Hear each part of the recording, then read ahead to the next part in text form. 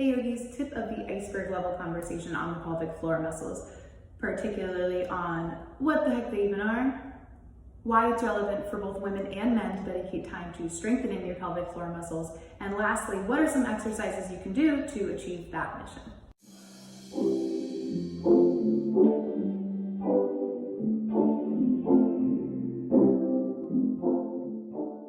First stop, what the heck is the pelvic floor? So the pelvic floor is a group of muscles that connect from your pubic bone and all the way back to your tailbone. So you can think of it almost like a hammock.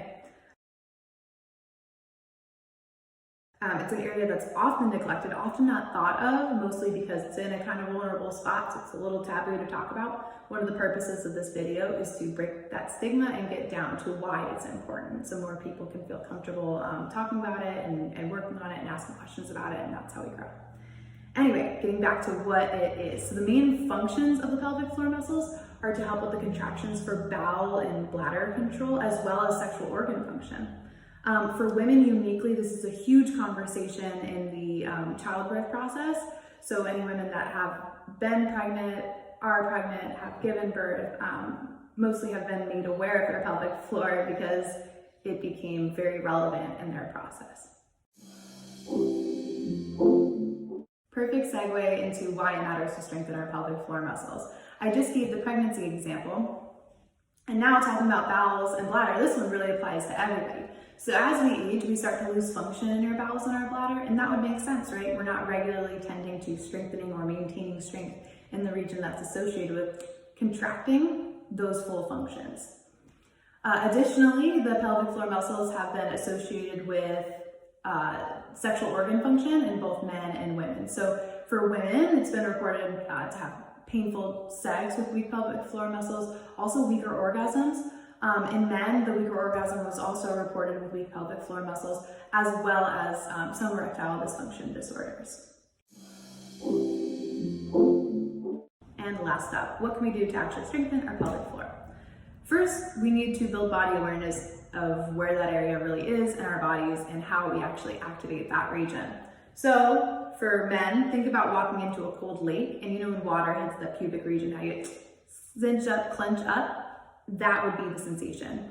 For women, it's a simple Kegel, so you can think about activating or tightening that root area. So let's rock out some exercises. First exercise, Tabata Kegels. And so for men, do know that you can perform a Kegel as well, and it's just that same sensation I just described. So that walking into the lake and clenching the root area. For women, we also clench that root area. All right, so Tabata is 20 seconds on, 10 seconds rest. 20 seconds on, 10 seconds rest. And you can define the amount of rounds that you want to perform that. The first Kegel exercise would be pulses. So 20 seconds pulsing, 10 seconds rest. 20 seconds pulsing, 10 seconds rest. 20 seconds pulsing, 10 seconds rest, and so on. The second Kegel exercise is a hold.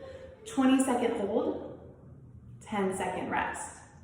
20-second hold, that tension, 20 seconds rest. And so you can continue that on. Again, you get to define the length. Second exercise, bird dogs. In bird dog, we ride on all fours, knee stacked under hip, wrist stacked under shoulders. Opposite hand, opposite leg extend. So in this case, I've got my right hand extended, my left leg extended. And plant and switch. And plant. If you can, try to keep your leg in line with your hip, your arm in line with your shoulder. Gaze down. Repeat. You can perform that same Tabata style exercise, or you can hold in one position. Separate breaths and release.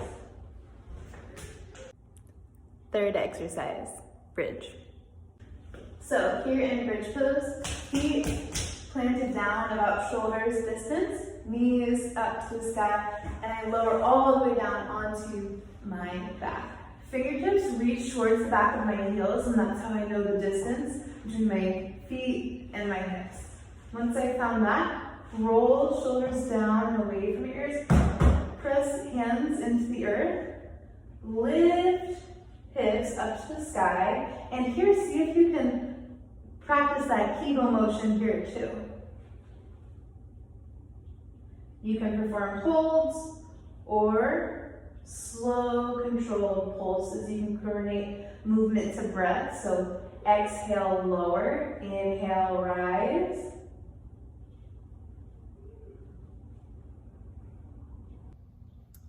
Fourth exercise, reclined table split.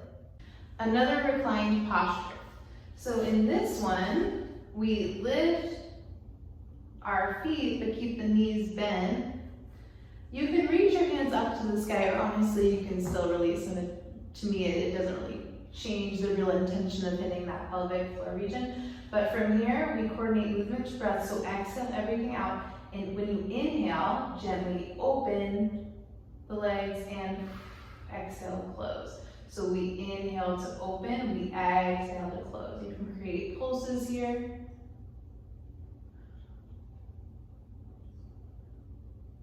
Connecting movement to breath. And see here too, if you can play with that Kegel motion, maybe correspond it with the movement. Inhale, open, exhale, close. The fifth and last exercise, it's called clamshell. And do know that this isn't an exhaustive list by any means. There's tons of other exercises you can do. I just wanted to offer a place to start. So here in clamshell, we lower ourselves onto our side. You can even find yourself in that like George Costanza stance, if you know what I'm talking about. And here we have the knees stacked on top of each other. If you notice, my feet are stacked on top of each other, and I lift open the top knee. And so for this one, you have to switch to the other side body. So you do it, X amount of reps here for one set, then switch to the opposite side. If you can, I would invite you to still practice that Kegel motion in this posture. Another variation is to have it somewhat up high, so you can plant that the lower side body hand down and continue the motion. You're still getting it either way, hitting the pelvic floor region, so pick your own adventure. And lastly, it's important to talk about the movements that are really incompatible with building pelvic floor strength. Now, just because they're incompatible with building pelvic floor strength, that doesn't mean that these are things you should actually neglect for your general wellness. Just know that if you actually are struggling with pelvic floor issue, to actually see a physician about it, and if there's a pelvic floor specialist, like physical therapist that specializes in that, highly recommend talking to them. This is just a base level informational thing.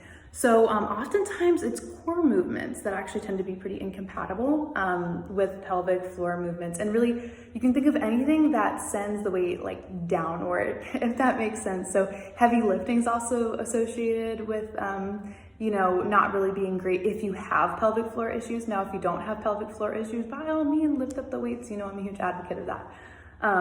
But just like anything else, I think it's important to have a whole body wellness. So if you are lifting the weights, maybe make more time for the pelvic floor, right? Just try and find that balance.